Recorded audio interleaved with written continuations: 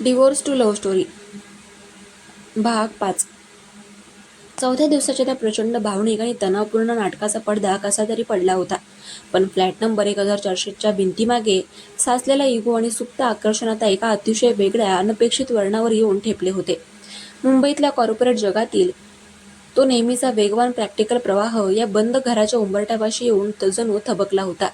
बाहेर मुंबईतल्या पावसाचा जोर आता थोडा ओसरला होता, पण आभाळामध्ये अजूनही शिसासारखे काळेकुट्ट ढग दाटून आले होते. त्यामुळे संपूर्ण शहरावर आणि या 14व्या मजल्यावरच्या फ्लॅटवर एक प्रकारची मंद उदास राखाडी छाया पसरली होती. 5व्या दिवसाची ती सकाळ उजाडली तीच एका विचित्र अस्वस्थ करणाऱ्या शांततेने. कबीर आदल्या रात्री इराच्या एका शब्दावर गेस्ट रूममध्ये झोपायला गेला होता खरा, पण सलग 4 रात्री त्या कडक सोफ्यावर पाय दुमडून आणि मान आखसून झोपल्यामुळे त्याच्या पाठीचे आणि खांद्याचे स्नायू पूर्णपणे जखडले होते. सकाळी अलार्म वाजण्यापूर्वीच त्याला पाठीमध्ये आलेले एक अत्यंत तीव्र असह्य कळेमुळे अचानक जाग आली. त्याने बेडवरून उठण्याचा प्रयत्न केला, पण संपूर्ण पाठीचा कणा जणू कोणत्या तरी लोखंडी साखळीने घट्ट बांधल्यासारखा जाम झाला होता. त्याचा श्वास एका क्षणासाठी छातीतच अडकला. कबीरने स्वतःच्या कपाळावर हात मारला आणि अत्यंत हळूहळू सोफ्याचा आणि भिंतीचा आधार घेत आपले पाय जमिनीवर टेकवले. आज त्याला ऑफिसमध्ये जाणे अत्यंत गरजेचे होते, कारण कालची करोडोंची यूके क्लायंटची मीटिंग त्याने इराच्या बाबांसाठी पोस्टपोन केली होती. याच कोणत्याही परिस्थितीमध्ये पार पाडायची होती. तो तसाच दुखत्या पाठीने चेहऱ्यावर वेदनेचे भाव लपवत आणि जड पावलांनी बाथरूमच्या दिशेने गेला. गरम पाण्याचा शॉवर घेतल्यावर त्याला काही काळासाठी थोडे बरे वाटले, पण पाठीची ती आतली खोल कळ अजूनही कायम होती. त्याने कपाटातून त्याचा नेहमीचा आवडता पांढरा कडक शर्ट आणि गडद निळ्या रंगाची फॉर्मल ट्राउझर काढली. ती अंगावर चढवली, टाळ गळ्यात अडकवला आणि तो खोलीबाहेर आला. हॉलमध्ये येताच त्याला किचनमधून मिक्सरचा आणि भांडी हाताळण्याचा मंद आवाज आला. इरा नेहमीप्रमाणे आधीच उठून तयार झाली होती. तिने आज निळ्या रंगाचा एक साधा पण अत्यंत स्टायलिश फॉर्मल सिल्क शर्ट आणि काळी पॅन्ट घातली होती. तिचे केस आज तिने पाठीवर मोकळे न सोडता एक घट्ट नीटनेटक्या आंबाड्यामध्ये बांधले होते, ज्यामुळे तिचा तो नेहमीचा हुशार कॉर्पोरेट करारी लूक अधिकच ठळक आणि आकर्षक दिसत होता. ती ओट्यापाशी उभी राहून स्वतःसाठी उपमा बनवत होती. काल आईबाबांसमोर जे पती पत्नीचं खोटं नाटक करावं लागलं होतं, ज्या स्पर्शाची जाणीव झाली होती, त्यानंतर आज ती कबीरचा सामना कशी करणार या विचाराने तिच्या मनातही एक गूढ धाकधूक होती. पण तिने स्वतःच्या चेहऱ्यावर कमालीचा कोरडेपणा आणि व्यावसायिक शांतता आणली होती. कबीर अत्यंत संत पावले टाकत किचनमध्ये गेला. त्याने इराकडे एक साधी नजरही न टाकता ओट्याच्या दुसऱ्या कोपऱ्यामध्ये ठेवलेला कॉफी मेकर सुरू केला. कॉफी मेकरचा तो नेहमीचा घरघर आवाज आणि इराने ओट्यावर ठेवलेल्या चमच्याचा आवाज या दोघांमध्ये पुन्हा एकदा तो जुना मूक संघर्ष सुरू झाला.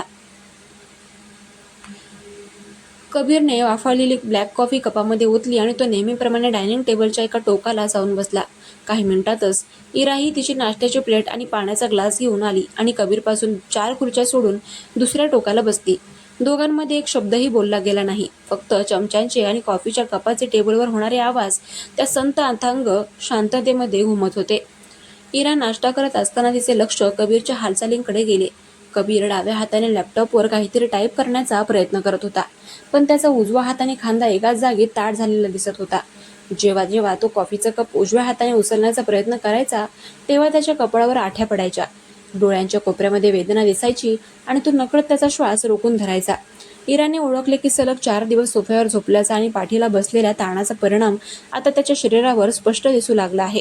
तिच्या मनामध्ये एका क्षणासाठी जुनी काळजी आणि हळवी भावना आली, पण पुढच्या सेकंदाला तिने कालचे त्याचे ते कठोर शब्द आठवले. आपण अजूनही एकमेकांशी शत्रूच आहोत.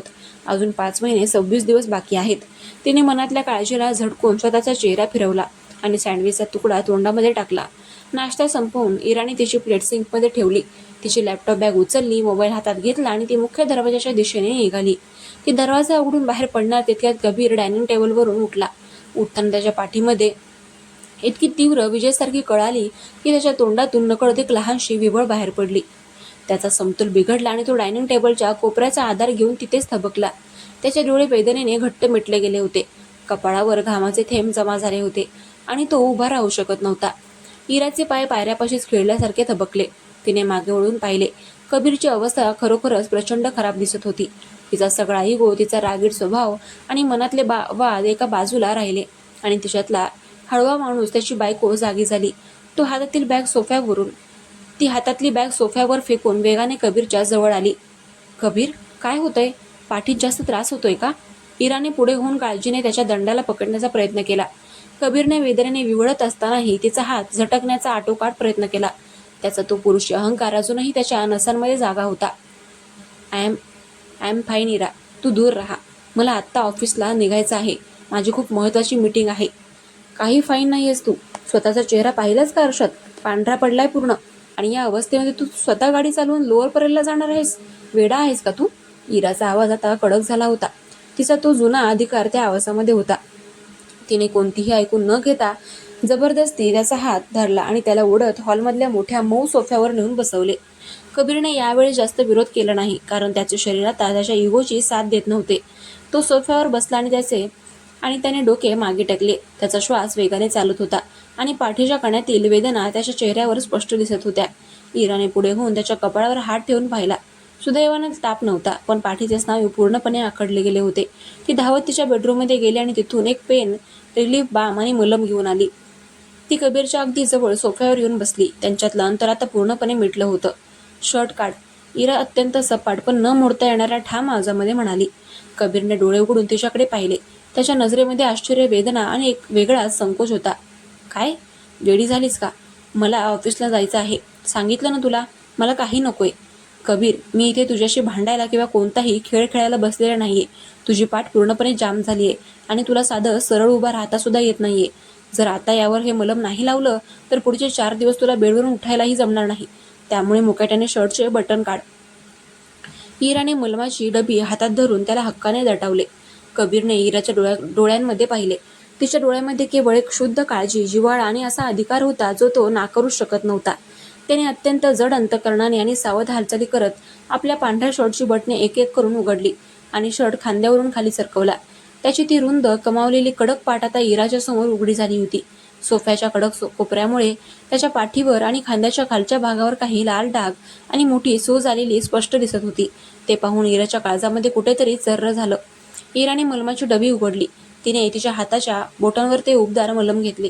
तिने तिचे दोन्ही तळवे एकमेकांवर घासून थोडे गरम केले आणि ती कबीरच्या अगदी जवळ सरकली.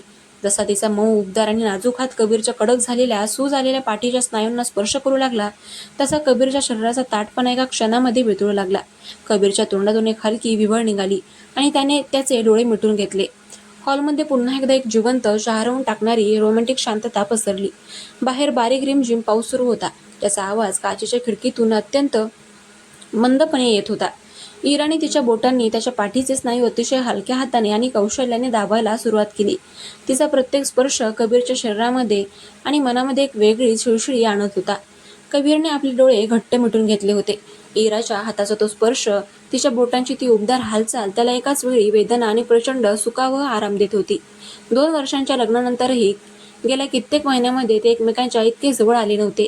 दोघांच्याही श्वासांचा आवाज एकमेकांना स्पष्ट ऐकू येत होता. इराने तिचे तोंड कबीरच्या पाठीच्या अगदी जवळ नेले आणि जिथे जास्त सूज आली होती तिथे मलम सोडताना हळूच फुंकर मारली. तिच्या त्या गरम फुंकरीचा स्पर्श कबीरच्या पाठीवर होताच त्याच्या संपूर्ण शरीरावर शहारा आला. त्याच्या अंगावरचे लव उभे राहिले. इगोच्या मोठ्या भिंतीमुळे त्यांच्यामध्ये जे शारीरिक आणि भावनिक अंतर निर्माण झाले होते ते एका 5 मिनिटाच्या स्पर्शाने, त्या मलमाच्या बहाण्याने जणू पूर्णपणे मिटवून टाकले होते. इराने कबीरच्या खांद्यावरून हात फिरवून त्याचा ताण कमी केला. तिच्या हाताची लवचिकता कबीरच्या राकड शरीराला शांत करत होती. काल काल माझ्या बाबांच्या समाधानासाठी तू एवढी मोठी मीटिंग सोडलीस, तीच ही शिक्षा आहे का? इराने मलम लावता लावता अत्यंत शांत, हळव्या आणि थरथरत्या आवाजामध्ये विचारले. तिची नजर कबीरच्या पाठीवरच्या त्या लाल डागांवर खिळली होती. कबीरने डोळे न उघडताच एक खूप मोठा जड उसासा टाकला. त्याचा आवाज नेहमीसारखा खडूस नव्हता, तर खूप मऊ झाला होता. मी सांगितलं ना इरा, ते मी आनंदराव बाबांसाठी केलं होतं. त्याचा या पाठीच्या दुखाव्याशी काहीही संबंध नाहीये. हा केवळ त्या कडक सोफ्याचा दोष आहे. मला माहिती आहे, म्हणूनच म्हणते, आज ऑफिसला जाऊ नकोस. वर्क फ्रॉम होम कर. आणि जर खूपच महत्त्वाचं असेल तर गाडी स्वतः चालवू नकोस. ड्रायव्हरला बोलावून घे. इराने तिचे हात मागून घेतले. तिने सोफ्या शेजारी ठेवलेला टिश्यू पेपर घेऊन आपले हात पुसले आणि कबीरला त्याचा शर्ट वर करण्यासाठी सांगितले. तिचे हृदय अजूनही वेगाने धडधडत होते. कबीरने सावकाश आपला शर्ट नीट केला. बटणे लावल्याने तो सोफ्यावर सरळ बसला. त्याने मान फिरवून मागे उभे असलेल्या इराकडे पाहिले. तिच्या चेहऱ्यावर आता तो मगाचा राग किंवा अहमपणा नव्हता, तर एक निखळ, लपवता न येणारी काळजी आणि प्रेम स्पष्ट दिसत होते. कबीरच्या मनामध्ये कुठेतरी एक मोठी अपराधीपणाची आणि आदराची भावना आली. हा तोच चेहरा होता ज्याला तो कोर्टामध्ये स्वार्थी म्हणत होता. त्याने त्याच्या हातावरच्या घड्याळाकडे पाहिले. 9 वाजत आले होते. थँक्स इरा, कबीर अत्यंत मऊ मनापासून आलेल्या आवाजामध्ये म्हणाला. इराने तिची लॅपटॉप बॅग जमिनीवरून उचलली, चेहऱ्यावर पुन्हा एकदा तोच आधीचा प्रोफेशनल मुखवटा आणण्याचा प्रयत्न केला आणि म्हणाली, आभार मानण्याची अजिबात गरज नाहीये कबीर. कालच्या तुझ्या त्या उपकाराची ही छोटीशी परतफेड समजून घे. आपण नात्यात हिशोब बरोबर ठेवलेले बरे. मी निघते, मला ऑफिसला उशीर होतोय. असे बोलून इरा मागे वळली आणि मुख्य दरवाजा उघडून बाहेर पडली. दरवाजा नेहमीसारखा शांतपणे बंद झाला. कबीर हॉलमध्ये सोफ्यावर एकटाच बसून राहिला. त्याच्या पाठीवर अजूनही इराच्या त्या मऊ हातांची आणि बोटांची उबदार सळसळ, तो मंतरलेला स्पर्श जाणवत होता. त्याने लॅपटॉपकडे पाहिले, मग खिडकी बाहेरच्या पावसाकडे. आज पहिल्यांदाच त्याला या फ्लॅट नंबर 1402 मधील एकटेपणा आणि शांतता टोचत नव्हती, तर एक वेगळाच आशेचा विचार करायला लावत होती. कोर्टाचा 5वा दिवस सुरू झाला होता, पण या 5व्या दिवसाच्या सक्तीने त्यांच्यातल्या इगोच्या किल्ल्याला एक लहानसा पण अतिशय महत्त्वाचा तडा दिला होता.